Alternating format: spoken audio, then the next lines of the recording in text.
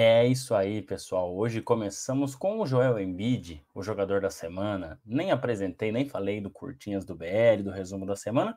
Já vamos começar falando do jogador da semana sem, muitas apresentações, que foi Joel Embiid. Médias de 38 pontos nessa semana 8 da NBA, 64% de aproveitamento no geral, 41% de aproveitamento na bola de 3 e 11,5 rebotes nas 4 vitórias que o Philadelphia 76ers teve na semana 8 da NBA. Então o Joel Embiid jogando fino aí, voltando ao seu nível MVP, né, se é que em algum momento dessa temporada ele não esteve. Então sendo o nosso jogador da semana para o Curtinhas do BL, sexta edição, falando aí da 8ª semana da NBA. E agora a gente vai falar do time da semana, o time da semana que foi o Los Angeles Clippers, que parece finalmente ter se acertado, ele que o time da Califórnia, que trouxe James Harden, né, as coisas não estavam funcionando por lá, começaram aí perdendo os primeiros jogos com James Harden em quadra, mas agora já são 7 vitórias seguidas, sendo 4 vitórias nessa semana 8 da NBA. Então, o time de Los Angeles, que tem muito talento, ainda não tinha o entrosamento necessário, cornetamos eles sim, eu, Renan Leite e a galera do Bola Laranja, mas me parece que as coisas estão se acertando, vamos ver até quando, né? A gente tem aquela máxima, né? Muitos times conseguem ter 1, 2 semanas boas ali na NBA, então o importante é a constância, é se manter, mas claro, méritos totais aí para o Los Angeles Clippers, de James Harden, Kawhi Leonard, Westbrook e companhia, tendo aí 7 vitórias seguidas. É o time mais quente, aqui o time que mais tem vitórias seguidas, né, sequência de vitórias na NBA no atual momento da semana 8. Certo? Então, falamos dos melhores aí. Lembrando, pessoal, se você está assistindo esse vídeo aqui, já deixa o like, se inscreva aqui no canal, que é muito importante, que estamos fazendo o resumo, né, da 8ª semana da NBA, no Curtinhas do Bola Laranja, sexta edição. Deixa o like, se inscreva no canal e também siga-nos nas redes sociais, @bolalaranja.oficial no Instagram, @bolalaranja.oficial no Instagram e no Threads, e também no Twitter, @blaranjaoficial. Certo? Então, lembrando aí para vocês deixarem o like e se inscreverem aqui no canal e nos seguir nas redes sociais. Bom, seguindo então no nosso resumo da 8ª semana, do nosso Curtinhas do Bola Laranja, agora é hora de falar da parte ruim da 8ª semana, que foi o Detroit Pistons, mas primeiro Cade Cunningham. Cade Cunningham, que foi aí o nosso jogador que amassou o aro na semana, né? Ele que teve um plus-minus de menos 19, é bastante coisa, né? O pessoal sempre pergunta o que é plus-minus.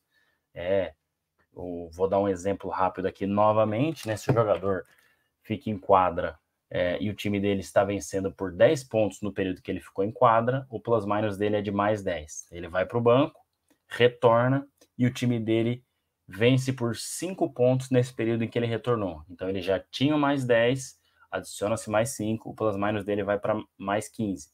Volta para o banco, e quando volta para a quadra, o time perde por menos 3 no tempo que ele ficou em quadra. Então tira 3 pontos do plus-minus dele, cai para mais 12. Então, esse é o plus-minus. Então, o tempo que ele ficou em quadra, o Detroit Pistons perdeu por 19 pontos. A culpa não é só dele, né? A gente vai falar daqui a pouquinho, são 23 derrotas seguidas, mas 11% de aproveitamento na bola de 3 e 2,3 turnovers. Também não foi bem o Cade Cunningham, que é uma das esperanças do Detroit Pistons para sair dessa fase. Então, jogador que amassou o aro na semana, Cade Cunningham. Time que amassou o aro na semana, nem tem muito o que falar. Detroit Pistons, 4 jogos, 4 derrotas na semana 8, e são 23 derrotas seguidas. Parece que isso não vai acabar. Estão chegando perto do recorde, que é de 28 derrotas seguidas do Philadelphia 76ers. Então, vamos ver se o Detroit consegue aí nos 5 próximos jogos evitar empatar aí nessa sequência ruim, né? Esse recorde ruim, essa estatística péssima de ter o maior número de derrotas da história da NBA. Certo? Pessoal, agora a gente vai então virar a chave, né? Falamos do melhor jogador da semana, do pior jogador da semana, do melhor time da semana e do pior time da semana. Agora nós vamos então para o nosso top 5 da semana 8 de jogos da NBA. E o quinto colocado é o Denver Nuggets. Denver Nuggets de Michael Porter Jr., que você está vendo na foto aí, de Nikola Jokic e companhia. Na semana passada era o quarto colocado, então caiu uma posição.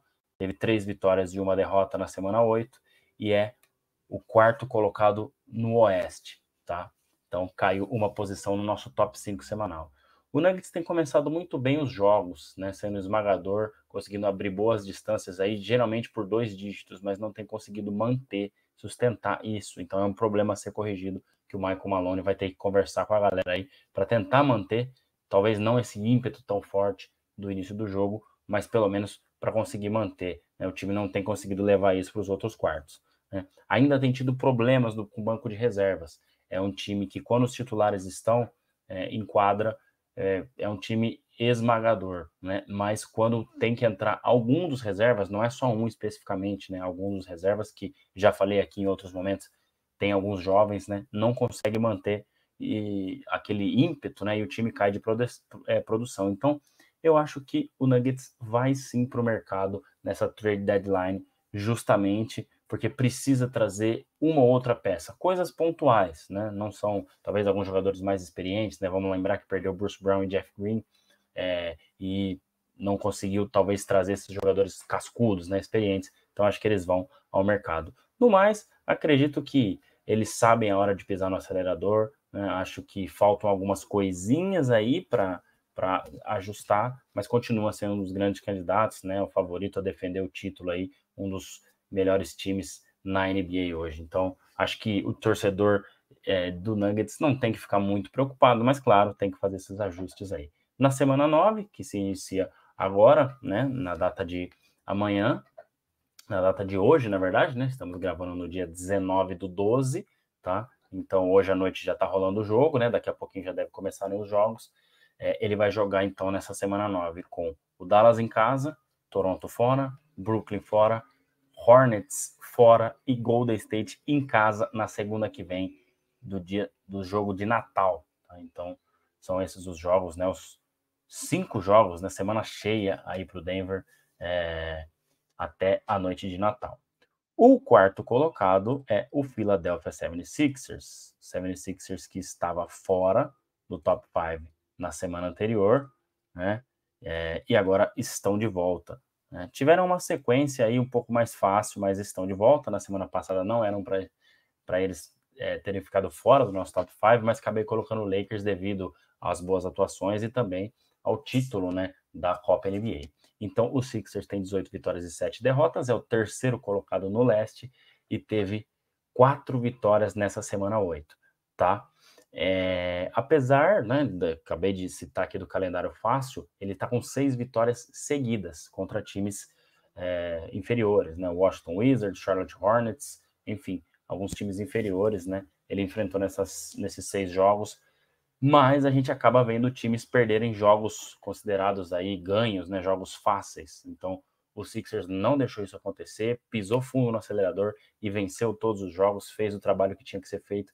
Então, por isso que eu acabo os colocando de volta no top 5 e até em quarto lugar, né, por estar nessa sequência e ter 4 vitórias seguidas, tá?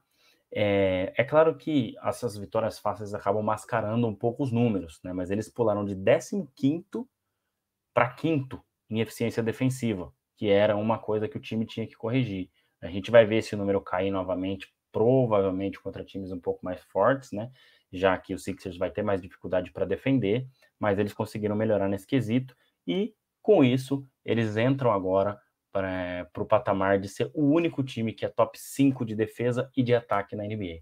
Segundo melhor ataque, quinta melhor defesa. Então, estatística interessante aí para o Philadelphia 76ers. E para fechar, já falei aqui do Embiid, continua no nível, né, muito alto, né, 34,5 pontos de média na temporada, tá? Ele teve 38 na semana, mas tem 34,5 pontos de média na temporada, e é um número incrível, né? Porque se ele conseguir manter isso até o final, vai ser o maior número nos últimos 48 anos, né? Quem mais pontuou aí teve média nos últimos 48 anos da NBA.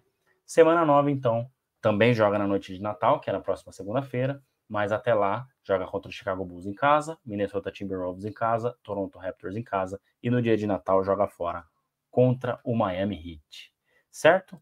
Pulando agora então para o nosso terceiro colocado, que já estava nessa posição na semana anterior, que é o Oklahoma City Thunder. O Oklahoma City Thunder que teve uma vitória, tá até na imagem aí, nesse arremesso fantástico do Shai Gilgeous-Alexander, teve uma vitória maiúscula sobre o Denver Nuggets no último sábado, tá? O Thunder, que tem 16 vitórias e 8 derrotas, é o segundo colocado na Conferência Oeste e teve 2 vitórias e 1 derrota na última semana, mantendo eles na terceira posição. Acho que não era o suficiente nem para subir, nem para descer, então mantive eles ali. O Shai Gilgeous-Alexander não tem chutado tão bem na bola de 3, né? Nunca foi muito a dele, mas ele tá bem mal nos últimos 5 jogos. Só acertou um arremesso dos últimos 11, tá? Mas ele tem sido muito agressivo em relação à cesta, como sempre foi. Então ele acaba tendo essa combinação de ser um jogador que bate para dentro, abre espaços, e o Thunder tem muitos jogadores que arremessam bem de 3 e defendem bem, né? Que são os chamados jogadores 3&D. Então ele acaba criando esse espaço e acaba achando bastante companheiros abertos aí no perímetro, e são caras que são bons na bola de 3. Isso faz com que essa fórmula funcione muito bem para o OKC.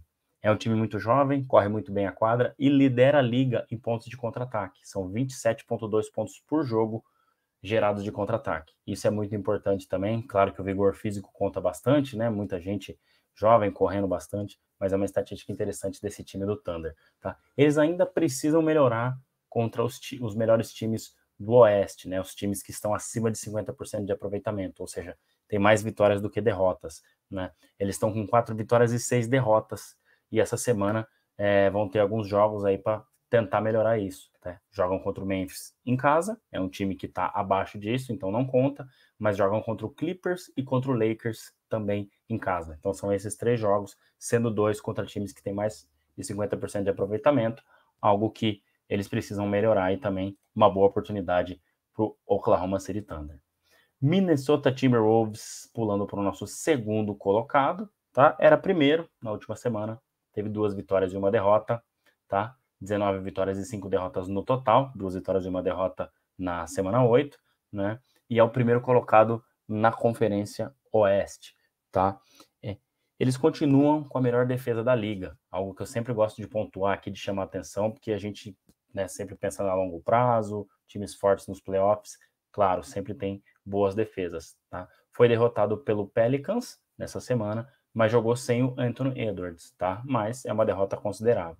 Venceu jogos importantes contra Dallas e Pacers, né? Foram as 2 vitórias dessa semana, mas ambos os times estavam desfalcados, então não coloquei tanto peso nessas vitórias, tá? O Dallas estava sem o Kyrie Irving e o Pacers estava sem o Tyrese Haliburton. Então, essas vitórias têm um peso menor. Claro que, né, se tivesse com os times titulares, até estudaria mantê-los ali em primeiro no nosso top 5. O Edwards deu 11 assistências na vitória contra o Dallas, e apesar de não ter arremessado tão bem, né, então isso mostra que ele também é um bom jogador passando a bola, não é só um cara que finaliza bem, não, é um cara que acha bem os companheiros, e é uma estatística que ele tem melhorado a cada ano que se passa, desde que ele entrou na NBA. Então, cracaço de bola aí o Anthony Edwards, ajudando demais a franquia do Minnesota nesse início aí muito bom até aqui. Então, boas notícias para o time de Minnesota. Nessa semana, então, semana 9, não joga no Natal, então joga fora contra o Miami, fora contra o Sixers, em casa contra o Lakers e fora contra o Sacramento Kings. E para fechar, o Boston Celtics é o primeiro colocado do nosso top 5 da semana 8 da NBA. O Boston Celtics tem 20 vitórias e 5 derrotas, teve 4 vitórias na semana 8, na semana passada era segundo colocado, então reassume a ponta, né, depois de 2 semanas, o Wolves acabou ficando na ponta aí nas últimas 2 semanas, e o Celtics volta à ponta. Continua dominante no TD Garden, jogando em casa, são 14 jogos e 14 vitórias. A equipe vem mantendo bem o equilíbrio nos 2 lados da quadra, né? E a defesa, que foi mal na semana anterior, voltou a jogar bem, né? Melhorou seu nível. 6º melhor ataque e 3ª melhor defesa. Tá quase ali no top 5 dos 2 quesitos, né? 6º melhor ataque, 3ª melhor defesa, mas números muito bons aí, pensando em eficiência de defesa e de ataque. Tem 6 vitórias e 5 derrotas fora de casa, uma campanha bem próxima dos 50%. E vai ter uma sequência dura essa semana com 4 jogos na Costa Oeste, finalizando na noite de Natal contra o Lakers, tá? Então essa semana joga contra o Golden State fora de casa, Sacramento Kings fora de casa, Clippers fora de casa e Lakers fora de casa. Então quem sabe para melhorar esse número, né, de jogos, né, e vitórias fora de casa. Sequência difícil, mas que a gente espera que o Celtics consiga melhorar. Tem muito talento para isso. Pessoal, é isso. Fechamos mais um Curtinhas do Bola Laranja. Fechamos mais um resumo da semana 8 da NBA. Falei aqui dos jogos que aconteceram do dia 11 de dezembro, segunda-feira passada, até 17 de dezembro, dia de ontem. Esse vídeo, então, gravado hoje, dia 18 de dezembro, pouquinho antes dos jogos dessa segunda-feira. E provavelmente você vai ver, vai estar no ar aí já no comecinho da terça-feira, dia 19. É isso. Agradeço a você que chegou até aqui no vídeo. Não se esqueça de deixar o like e se inscrever aqui no canal e seguir as nossas redes sociais. Beleza? Valeu, galera. Obrigado e até semana que vem, que a gente vai fazer na terça-feira, já que a semana vai até a noite de Natal, segunda que vem, dia 25. Beleza? Então, o próximo vídeo, dia 26, aí para vocês com o resumo da semana 9, mais a noite de Natal. Valeu? Até a próxima, galera.